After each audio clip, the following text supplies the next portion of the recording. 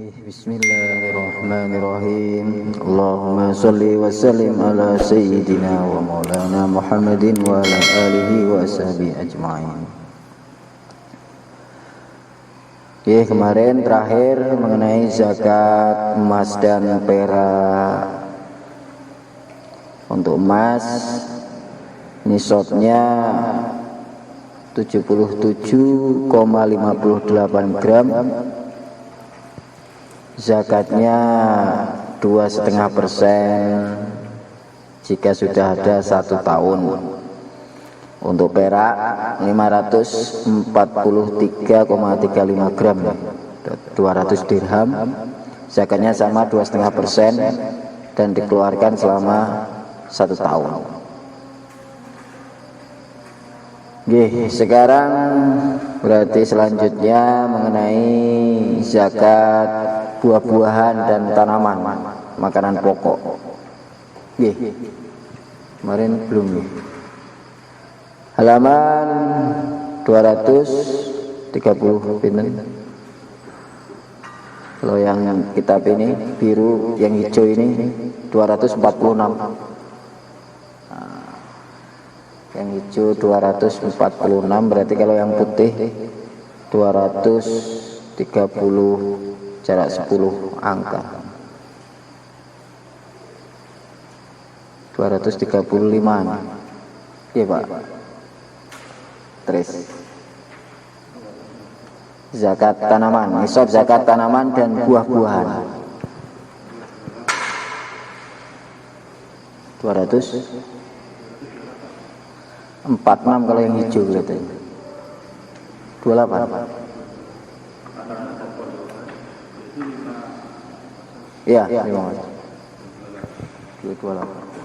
Kepala tambah sedikit ini. Ya sama ya.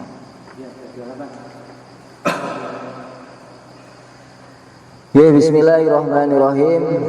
Faslun wa nisabuz zuru was-simar khamsatu ausukin minal wasaq masdarun bi ma'nal jam'i li anal wasaq bi jam'is si'an. Nisab zakat tanaman dan buah-buahan yaitu 5 wasak. Wasak ini nama Arab nih, wasak. 1 wasak 5 wasak itu sama dengan 300 sok. Kalau kita lihat keterangannya, dalam keterangan kita tengok mengenai wasak itu berapa. 5 wasak sama dengan 300 sok. Karena 1 wasak 60 sok. 1 sok 4 mud. Berarti 5 wasak sama dengan 1200 mud. Sedangkan 1 mud itu 679,79 gram. Berarti kalau dikalikan 5 wasak itu berarti 679 kali 1200. 1200 kali 679 gram kali 1200. Nanti hasilnya di tabel, sudah ada di tabelnya. Halaman berikutnya nanti setelah zakat perdagangan itu ada tabel beras, gabah, padi gagang, gandum dan sebagainya, nanti ada tabelnya di sana. Kemudian mengenai zakatnya di sini. Dan di dalam masalah zakatnya hasil tanaman dan buah-buahan, jika tanaman serta buah-buahan itu disirami, diairi dengan air hujan dan yang sejenisnya dengan air hujan seperti air salju atau air mengalir dari irigasi yang gratisan intinya, yaitu 10%. Kalau tanpa biaya untuk tanaman zakatnya 10%. Nanti tinggal dipresentasikan. Minimalnya mulai 5 wasak itu. Nanti kalau kita tengok tabelnya, tabel pertama setelah keterangan kita tengok apa dalam bab berikutnya itu ada tabel di situ. 2 lembar setelahnya mungkin ada tabel mengenai beras. Nanti aja lah kalau gitu, kita selesaikan ininya dulu. 10% ya. Dan jika tanaman tersebut disirami dengan air yang ditimba atau dengan air beli lah istilahnya, maka nanti 5% adalah setengah dari 1/10, yaitu 5%. 5%. Kalau airnya beli, maka 5%. Kalau airnya gratis 10%. Kemudian dalam keterangan, buah-buahan yang wajib dizakati ialah kurma dan anggur yang telah mengering. Jadi kalau sudah kurma kering, maksudnya sudah jadi betul-betul kurma yang siap untuk disimpan, yang sudah bisa dikonsumsi, baru nanti itulah yang dikeluarkan zakatnya. Kemudian tadi keterangan 5 wasak dalam keterangan itu, sehingga di sini ada beberapa pendapat mengenai satu nisabnya beras. Kalau kita tengok di sini dalam keterangan yang titik kedua, setelah 1 mud beras putih sama dengan 679 itu, di situ ada beberapa pendapat mengenai setelahnya. Ada beberapa pendapat. Menurut Syekh Maksum bin Ali Jombang, 1 nisab beras putih yaitu kalau pakai beras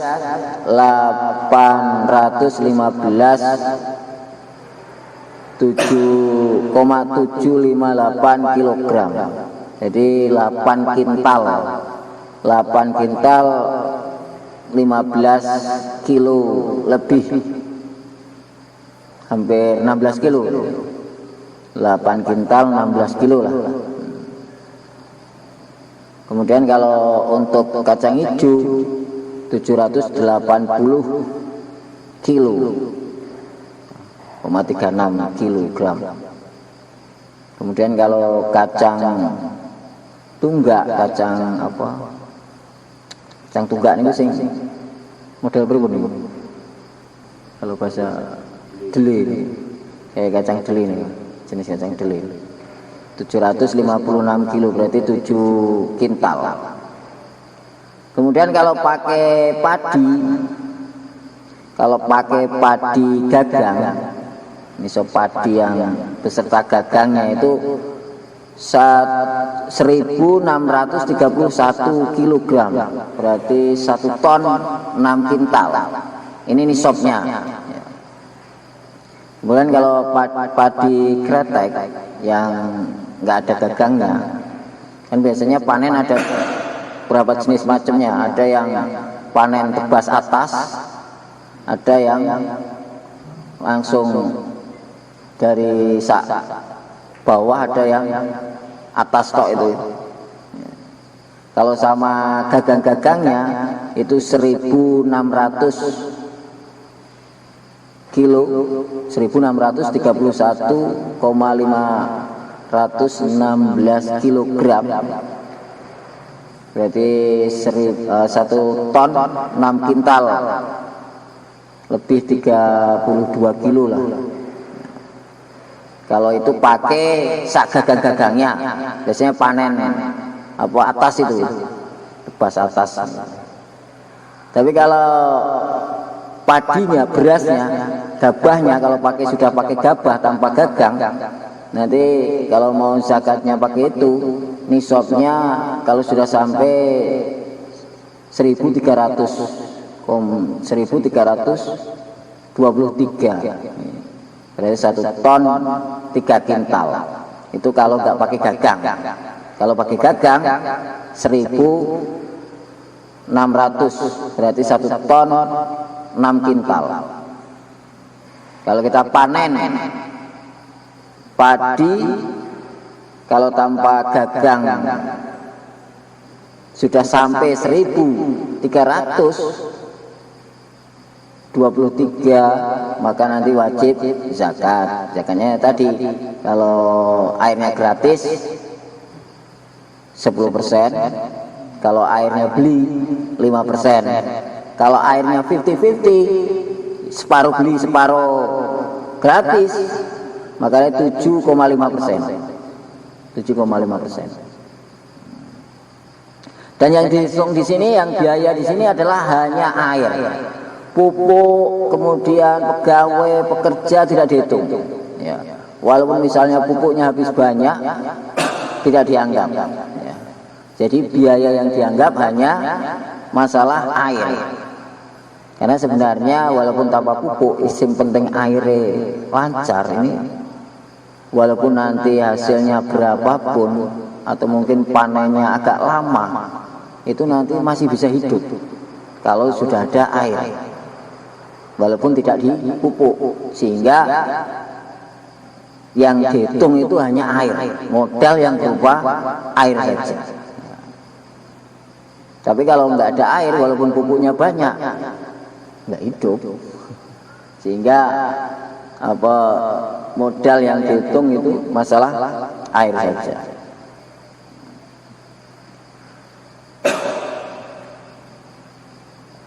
Dalam buah-buahan seperti itu juga. Nanti kalau airnya itu tanpa biaya, maka 10%, kalau dengan biaya 5%. Nah, ini di sini ada nih dalam titik yang ke 1, 2, 3, 4, titik ke-4 mengenai tadi biaya pupuk tidak dianggap. Tanaman yang mengeluarkan banyak biaya akibat pupuk tidak mempengaruhi kadar zakat, yakni tetap 10% jika airnya gratis atau tanpa biaya, dan 5% jika airnya dengan biaya. Kemudian kalau tidak ada satu nisab, nanti tidak diwajibkan zakat, cuman disunahkan untuk sedekah seikhlasnya. Misalnya panen cuman dapat 1 ton, sedangkan minimal kalau pakai beras, pakai gabah kan 1.300 atau 1 ton 3 kintal. Lah panenan kok nggak ada segitu, cuman 1 ton tok, maka nggak wajib zakat. Cuma nanti ada keterangan nanti dalam setelahnya ini, titik yang ke berikutnya itu, hasil panen dalam 1 tahun, titik yang 1, 2, 3, 4, 5, 6, 7, 8, titik ke 8, dalam keterangan titik ke 8 kita tengok, hasil panen dalam 1 tahun jika belum mencukupi 1 nisab harus dikumpulkan dengan panen dalam penghitungan nisabnya. Misalnya seorang petani dalam panen pertama hasilnya padinya ada 8 kintal, kemudian pada panen kedua mencapai 9 kintal, maka hasil panen yang pertama dan kedua dikumpulkan. Misalnya setahun 2 kali, kalau tahun beriki setahun berapa kali? 3. Setahun 3 kali misalnya. Panenan pertama cuma dapat 5 kintal, maka panenan pertama tidak wajib zakat. Kemudian nanam lagi, masih dalam 1 tahun itu, panen kedua dapat 5 kintal lagi, sehingga kalau ditotal dari yang kemarin dengan sekarang cuma baru 1 ton, maka belum wajib zakat. Tapi nanti kalau panenan ketiga dan itu masih dalam tahun itu, yaitu 12 bulan, kemudian panen lagi, misalnya dapat 5 kintal lagi, yang seandainya digabung dari panen pertama, kedua, ketiga itu jadinya 1.500, jadi ya 1 ton 5 kintal. Lah maka nanti baru yang ketiga itu wajib mengeluarkan zakat dari gabungan dari yang pertama, yang kedua, yang ketiga. Walaupun yang pertama, yang kedua sudah habis, maka nanti yang ketiga itu wajib mengeluarkan zakat. Itu kalau masih dalam 1 tahun. Tapi kalau yang ketiga itu sudah keluar dari 1 tahun, bulan pertama nanam, bulan keempat panen, jeda sebulan, bulan ke-6 nanam, bulan 10 panen. jeda lagi 2 bulan, bulan 12 baru nanam. Berarti yang ketiga itu baru sudah lewat dari setahun, maka nanti tidak digabungkan dengan yang kedua lagi. Jadi penggabungan itu kalau memang betul-betul itu ada dalam koridor 1 tahun. Jadi kalau misalnya panen pertama belum memenuhi nisab, ini masih ada kemungkinan dia akan terkena wajib zakat pada panen berikutnya selagi itu masih dalam 1 tahun. Gitu.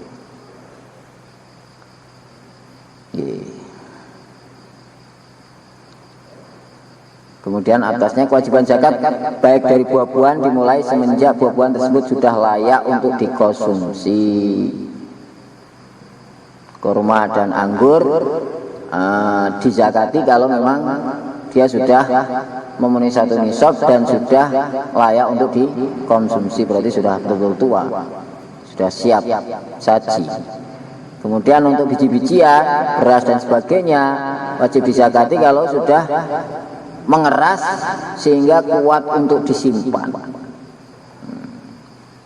Kalau baru masih panen yang masih hijau itu sebenarnya belum, itu zakatnya nanti. Mengeluarkan zakatnya kalau sudah dijemur dulu, kemudian sudah layak untuk disimpan. Karena biasanya kalau baru panen itu kalau langsung disimpan nggak bisa itu. Harus ada penjemuran dulu. Karena kalau langsung disimpan nanti jadinya busuk, tukul kabeh. Tukul kalau busuk. Nah tadi syarat penggabungan, dalam keterangan tadi syarat penggabungan itu bisa menjadikan hasilnya digabungkan sehingga nanti kalau 1 nisab jadi wajib zakat. Itu kalau antara hasil panen pertama dan yang kedua itu 1 jenis. Misalnya tanaman pertama padi, tanaman kedua padi baru. Tapi kalau tanaman pertama padi, yang kedua jagung, yang ketiga kacang hijau, maka ya tidak digabungkan karena beda jenis.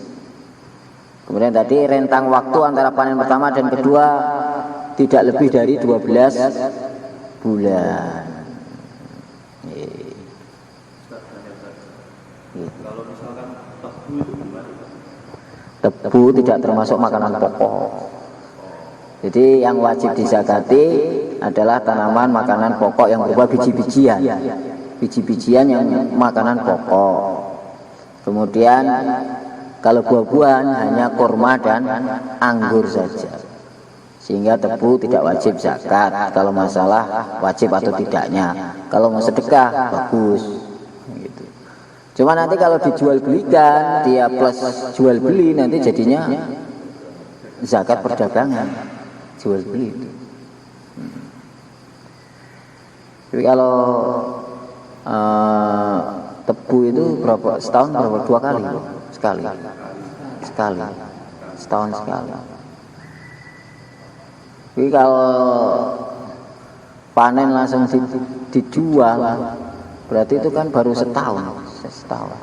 Tinggal uangnya itu yang dulu dengan yang sekarang itu masih ada apa yang dulu sudah habis atau sudah jadi berupa apa. Kalau yang dulu keuntungan uang penjualan pertama dari tebu itu masih ada dan niat mau diputarkan lagi buat nanam lagi dan sebagainya, nanti dihitung juga itu. Jadi perdagangan nanti jadinya. Jual berarti. Dagang tebu jadi.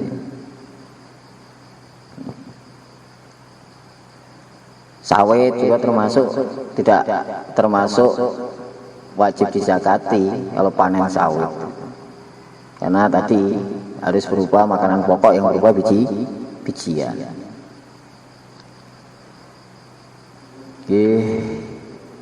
Masalah wonten malih sing gadah sawah sinten iki? Nandur napa iki? Biasanya sekali panen kalau 1 hektar, tapi mriki jarang ya punya sawah 1 hektar. Ada. Jadi 1 hektar pinten hasilnya? 5 ton.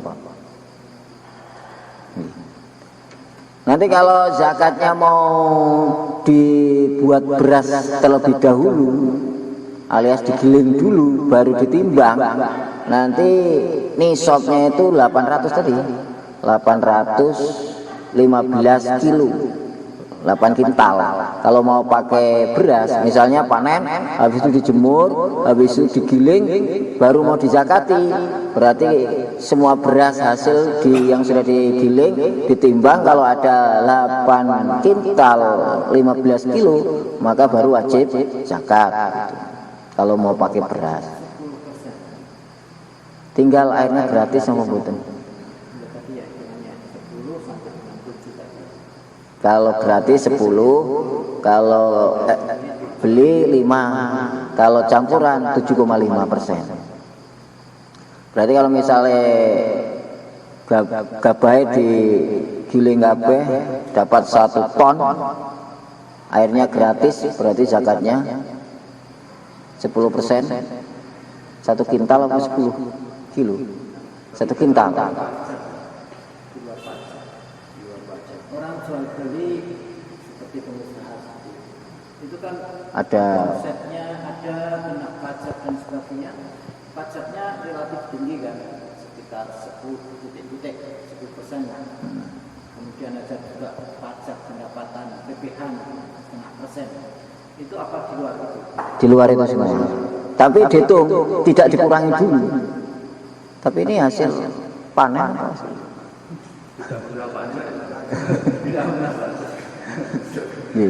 Jadi tidak termasuk itu semua. Misalnya biasanya padi kan gaji sing panen terus nganu, itu nggak dikurangi itu semua, nggak dikurangi itu. Jadi murni hasilnya berapa, nah itulah nanti dikeluarkan zakatnya yang segitu, bukan dikurang-kurangi dulu baru habis nanti. Jadi langsung tanpa pengurangan. Tapi kalau 1 ton zakatnya 1 kintal, kalau airnya gratis ya. Tapi kalau airnya beli kan cuma 50 kilo berarti 50 kilo. Ini kan tadi zakat tadi kan terkait dengan pendapatan. Kalau seseorang misalnya usaha swasta, kemudian saya ceritakan tadi sudah kena pajak, pendapatan seseorang misalnya per bulan beberapa juta gitu, atau per tahun 100 juta gitu, apa itu masih kena? Jadi 100 juta tadi itu sudah kena pajak, tidak terjual. Kemudian dia punya pendapatan 100 juta, apa masih kena? Oh, berarti ini bukan zakat panen, zakat penghasilan, zakat dagang atau zakat apa nih judulnya? Harta, harta kita. Profesi berarti zakat profesi. Judulnya apa dulu? Misalnya seseorang usaha punya pendapatan per tahun, pendapatan bersih 100 juta misalnya. Orang tersebut sudah kena pajak 10%, tidak 11 lah, 11%. Berupa setiap kali penjualan produknya misalnya. Itu masih punya pendapatan 100 juta. Apa 100 juta dalam 1 tahun itu kena? Kalau ini judulnya perdagangan, maka nanti setiap akhir tahun dia dulu mulainya kapan? Mulai bisnisnya kapan? Misalnya mulai bisnis bulan 1 tanggal 1 2020. Maka nanti dia terkena zakat itu nunggu setahun. Kalau ini judulnya perdagangan, kalau bisnis ini maksudnya perdagangan kan, pemutaran perdagangan, mungkin saham dan sebagainya. Nah itu nanti nunggu zakatnya bukan setiap gajian, bukan setiap dapat uang dizakati, tidak. Kalau itu judulnya perdagangan, nanti setiap sudah selama setahun. Misalnya mulai bisnis bulan 1 2020. Nanti baru 2021 itu semua dihitung uang yang ada. barang, misalnya kalau bisnis barang, barangnya apa, barang yang ada, kemudian uang yang ada, untung-untung yang ada, yang diniatkan akan diputarkan lagi, semuanya dihitung. Kecuali kalau sudah diniatkan untuk hal lain, ini nggak akan saya putarkan yang ini mau buat bangun rumah, maka yang ini nggak dihitung. Nah, nanti yang dihitung yang ada, uang modal, barang yang ada, kemudian keuntungan-keuntungan yang niatnya akan diputarkan lagi, itu semua dihitung. Seret. Kok ada satu nisab? Nisabnya kan sama dengan emas dan nisabnya sama dengan emas, yaitu seharga 77, gram. 77, berapa itu kemarin tuh untuk emas? Ya sekitar kalau diuangkan sekitar 45 jutaan. Kalau sudah ada, dihitung semua uang yang ada, barang yang ada, dan barang itu nanti ngitungnya bukan harga kulaan, bukan harga jual secara eceran, tapi harga jual secara grosir. Mesti kemarin kita contohkan lemari, misalnya kita bisnis lemari. Bulan 1 mulai belanja, mulai pemutaran bulan 1. Wah, kemudian tahun depan bulan 1, maka uang yang ada, keuntungan yang ada, kemudian lemari yang ada itu berapa, di berupa uang kan, di total, di jumlah semua, kok ada 45 juta, maka wajib zakat 2,5%. Kalau seandainya uangnya 100 juta, semuanya di total itu jadi 100 juta, berarti 2,5% dari 2 juta, zakatnya 2,5 juta. Kalau cuma 45 berarti berapa itu kalau 2,5%? Begitu. Ini kalau perdagangan ya. Tapi kalau zakat profesi, gaji-gaji, uang yang ada nanti disamakan dengan emas. Sehingga kalau kita punya tabungan seukuran satu nisab emas 45 juta mendekam dan selama setahun utuh tidak keluar masuk, tidak berubah ini, itu baru wajib dizakati 2,5% tadi. Ya, misalnya kita punya tabungan 100 juta di ATM utuh selama setahun, seandainya berkurang pun tidak sampai keluar dari mengurangi nisab, tidak sampai 45 ke bawah, kan minimal dari 45 juta kan berarti. Nah itu nanti wajib dizakati. Tapi ini kalau sudah ada 1 tahun, sudah ada 1 tahun. Tapi kalau misalnya bulan 1 punya uang 100 juta, bulan 5 dipakai buat tetek bengek, tinggal 10 juta. Kemudian bulan 7 masuk lagi. Kemudian bulan 1 tahun depan baru 45 juta. Maka yang kemarin-kemarin itu nggak dianggap. Baru dihitung mulai tahun baru itu. 45 juta itu ini bertahan nggak ini sampai setahun. Kalau nanti kok berkurang lagi, nanti setiap kembali ke 45 juta berarti dianggap dimulai hitungan baru begitu. Walaupun nanti keluar masuk, ya setiap hilang.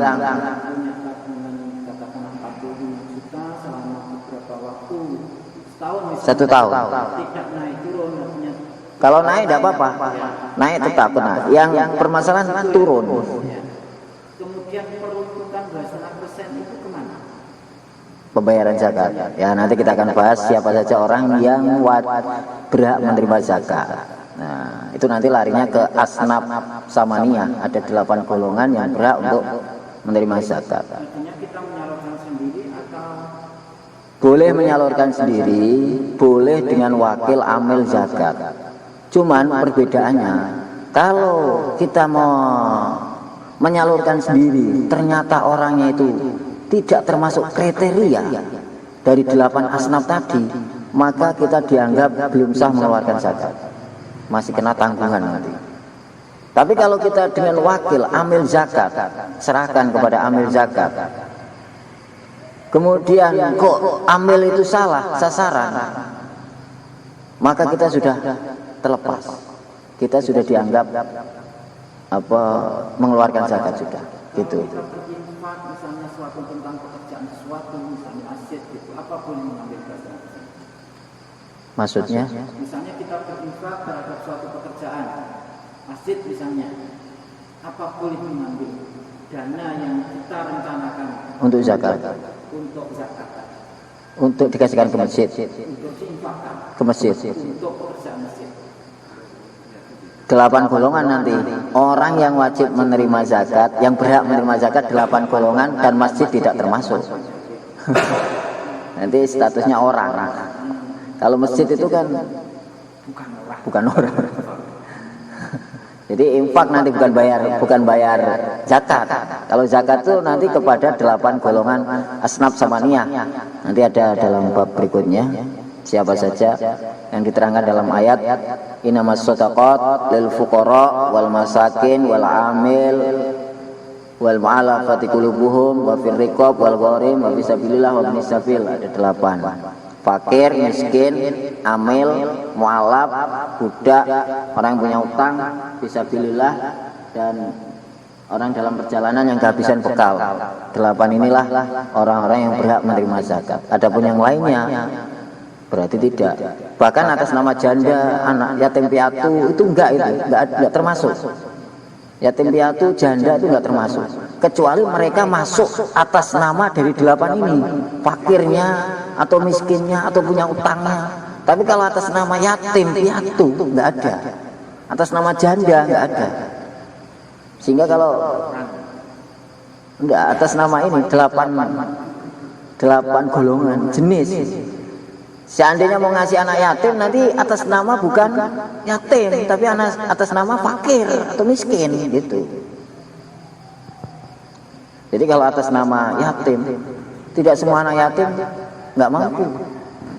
Jadi kalau anaknya Vanessa Angel, jadi orang kaya misalnya,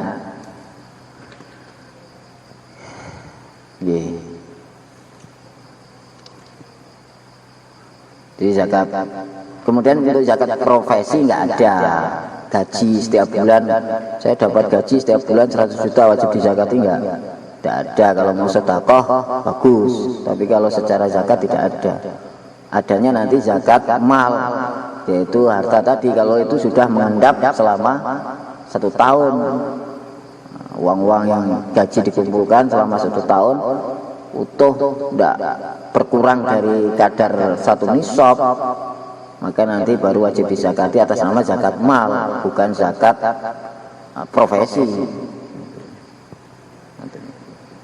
Tapi kalau habis gajian kok mau sedekah, mau mengeluarkan zakat secara umum, ya monggo, bagus. Panen sawit, saya panen sawit, ini mau zakat boleh enggak? Boleh, itu aja. Tapi kalau pertanyaannya, saya wajib zakat enggak ini? Enggak.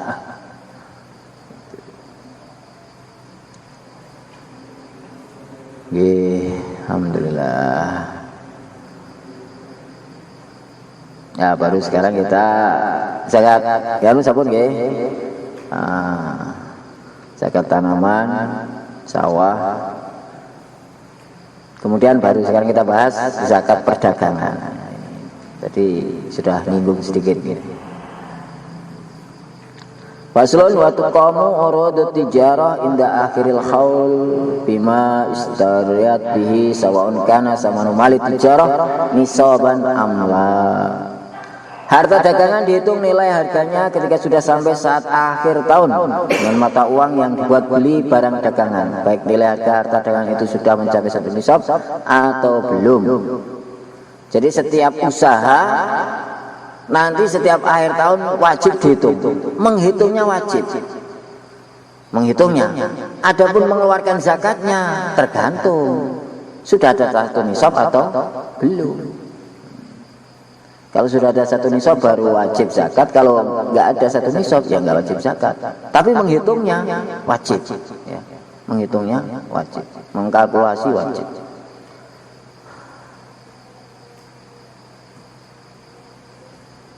Kemudian zakatnya yaitu 2,5%. Nah, seperti tadi yang dihitung barang-barang itu harga grosir, bukan harga kulaan, bukan harga eceran. Seperti tadi kalau misalnya jual lemari, kalau kulaannya 80.000, ecerannya 100.000, tapi kalau ada grosir 90.000, maka ngitungnya 90.000. 90.000 kali berapa apa yang ada. Sabun-sabun misalnya kalau grosir, kalau eceran 5.000, kalau grosir 4,5, maka ngitungnya 4,5, kulanya 4.000, berarti ngitungnya 4,5. Sabun, odol, semua sikat gigi, semua dihitung semua itu. Barang-barang yang kecil-kecil, silet, apa-apa semua dihitung semua. Dihitung. Kemudian uang yang ada dan keuntungan yang masih akan diputarkan lagi. Tapi kalau keuntungan seperti tadi, keuntungan sudah tidak mau diputarkan, mau buat bangun atau mau buat beli motor. Tapi kalau sudah buat beli motor, motornya nggak dihitung, nggak dihitung sudah. Itu berarti sudah berubah barang. Tadi sudah. Kalau uang barangnya dimiliki setahun, artinya juga kena zakat, Pak. Tadi kan disisihkan ke uangnya. Uangnya Disisihkan. disimpan tidak jadi perdagangan. Iya. Terus kalau uang itu disimpan lebih dari 1 tahun, Jadi zakat mal. Jadi kena dua dia. Satu zakat atas nama perdagangan sudah nggak terkena. Atas nama perdagangan sudah nggak terkena. Tapi kalau atas nama zakat mal, kalau sudah ada setahun dan ada 1 nisab, nggak berkurang dari 1 nisab, nanti terkena zakat itu.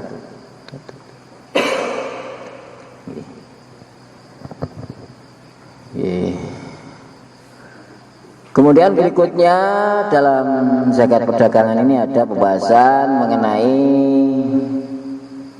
tambang emas. Nanti tambang emas sama nisabnya dengan emas yaitu 77 berapa gram itu. Kemudian zakatnya sama 2,5%. Cuman kalau tambang emas itu zakatnya bukan nunggu setahun, tapi setiap mengeluarkan tambang. Biasanya mengeluarkan tambang sampai titik terakhir mau diproses, lah itu nanti baru dizakati. Baru dizakati. Jadi tidak nunggu setahun kalau tambang emas. Bedanya kalau emas kan 1 tahun. Baru nanti dizakati 1 tahun, ada 1 nisab nggak berkurang. Punya emas 100 gram mendekam selama setahun, nanti wajib dizakati 2,5%. Tapi kalau tambang emas setiap mengeluarkan 1 proses, maka wajib dizakati seketika itu juga. Repot berarti ini. Kemudian di sini ada zakat rikas.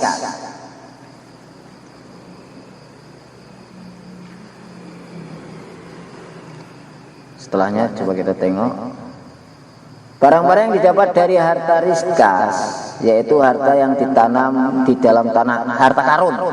Sekarang kalau menemukan harta karun, cuma nanti dianggap harta karun ini kalau memang diprediksi itu betul-betul zaman jahiliyah sebelum Islam. Berarti sekitar sudah melewati 1400 tahun yang lalu. Harta-harta kalau diprediksi, kita menemukan harta dan itu diprediksi sudah lebih dari 1400 tahun.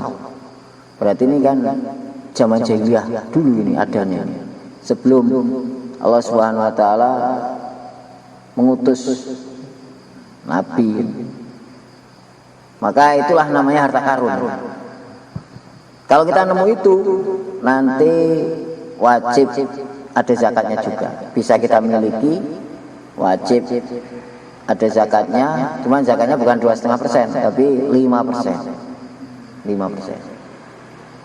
1/5. 5% dan wajib dikeluarkan seketika.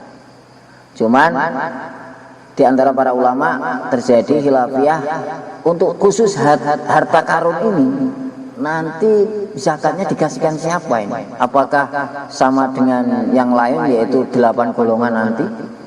Ataukah ada khusus? Nah, di sini ada perbedaan.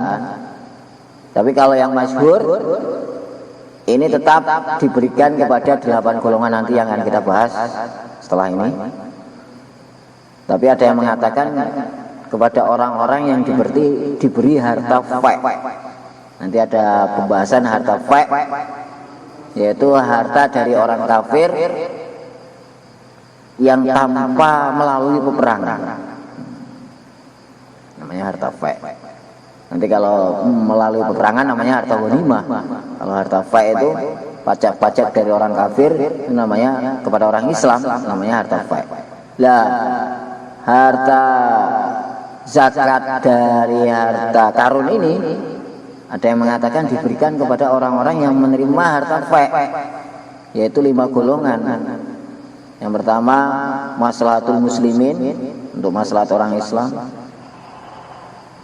Kemudian untuk Banu Hasyim, Banu Muthalib, keturunan baginda Nabi, Ahlul Bait, ini dapat dari harta rikas ini, ada yang mengatakan seperti itu.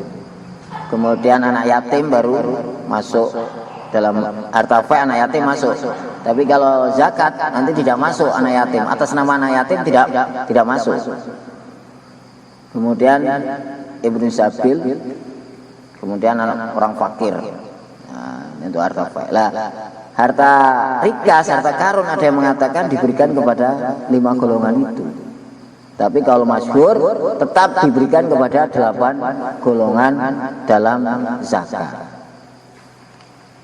Sehingga kalau harta-harta yang ditemukan dan diprediksi itu baru beberapa tahun yang lalu atau kurang dari 1400 tahun yang lalu, ini misalnya diprediksi ini baru 100 tahun ini harta ini terpendam, maka nanti judulnya bukan harta karun,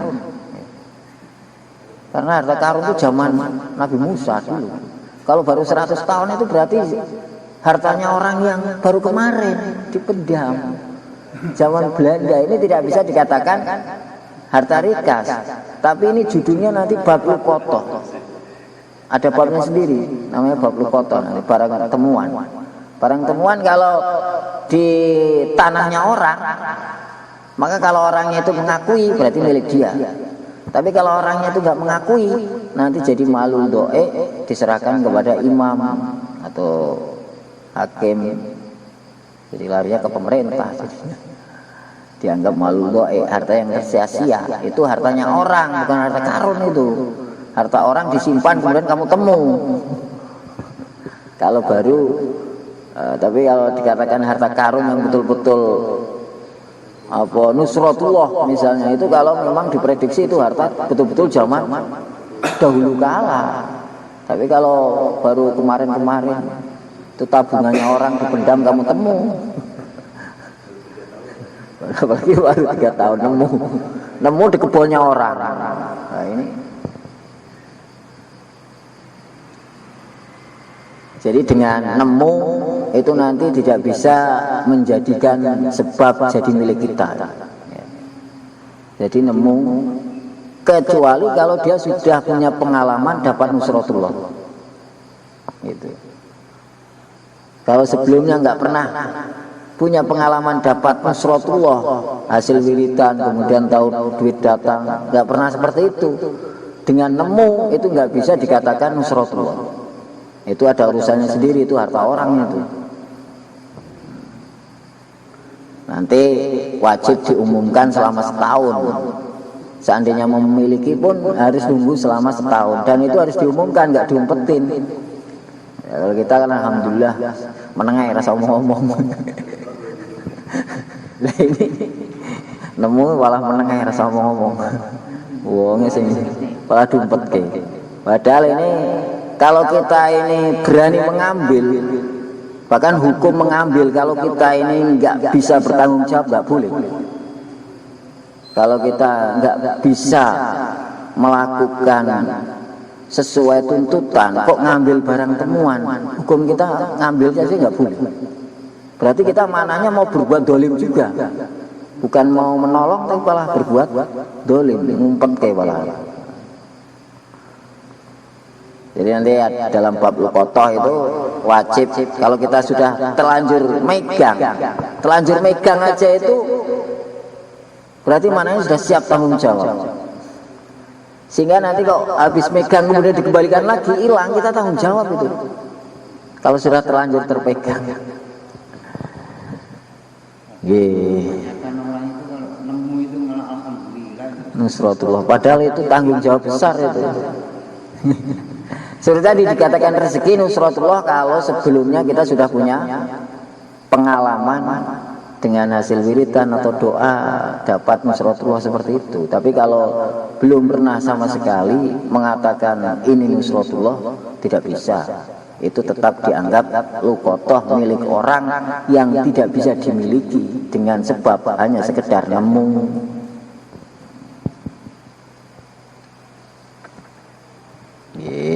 Alhamdulillah.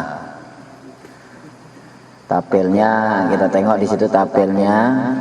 Beras sudah ada, beras, gabah kalau pakai gabah, kalau pakai sama gagangnya, kemudian gandum, harta dagangan sama dengan emas yaitu seharga 77,58 gram. Kemudian emas sama dengan perdagangan tadi. Kemudian tambang emas, kemudian di sini yang belum ada harta harta karun tadi, zakatnya 5%. Kalau yang lainnya 2,5% semua. Tapi kalau harta karun karena gratisan, namanya nemu, ini zakatnya agak banyak dikit, 5%. Berarti kalau 100 gram 5%, 5 gram. 5 gram. Oke, insyaallah alhamdulillah, semoga Allah Subhanahu wa taala terima, berikan kepahaman dan mudah untuk amal dan menyampaikan. Insyaallah pertemuan yang akan datang baru menginjak zakat fitrah, kemudian golongan-golongan yang berhak menerima zakat. Tapi seperti tadi, sebaiknya kalau kita mau mengeluarkan zakat, hati-hatinya diserahkan kepada amil. Karena seperti tadi, kalau kita salah sasaran, itu nanti kita dianggap belum mengeluarkan zakat, sehingga masih punya tanggungan. Iya, iya. Jadi kita dan amil pun itu nanti juga harus kriteria, harus tahu, paham persis 8 itu siapa saja. Tidak terus main bagi rata. Kabeh 2,5 kilo kabeh, sak kampung dikai kabeh. Lha iki kabeh fakir miskin atau masuk siapa itu?